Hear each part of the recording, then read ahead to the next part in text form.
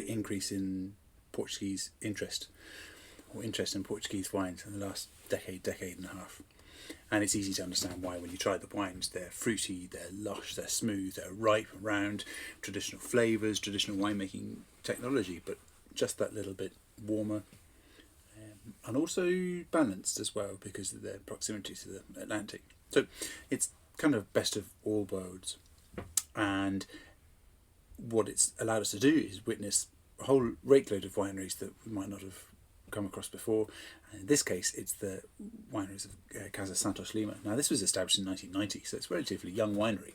But their ancestor, Joaquim Santos Lima, was making wine, or was selling wine, running a wine business back in the end of the 19th century. Now, what they did when they were selling then was harvest their own grapes and sell it in bulk ground. And in the 1990s, the establishment of the company meant that they were focusing much more on high quality and on wines that they wanted to sell specifically to export markets. And by the mid-1990s, they were bottling their own wines, and they had embarked on this massive project to have wineries around Portugal all bottled under different brands, a bit like an Australian kind of let's create a brand and focus on different quality levels throughout the brand as a vehicle. And they've done that with a number of different wineries across 5 of the main Portuguese regions. Now, they're based in Lisbon. Lisboa is the name of the wine region as well. The winery is about 40 kilometres further north, but they've got wineries in Vinho Verde in the north, Alentejo in the south, in Douro, and in the Alentejo as well. So 5 really major wine regions, and this comes from Lisbon.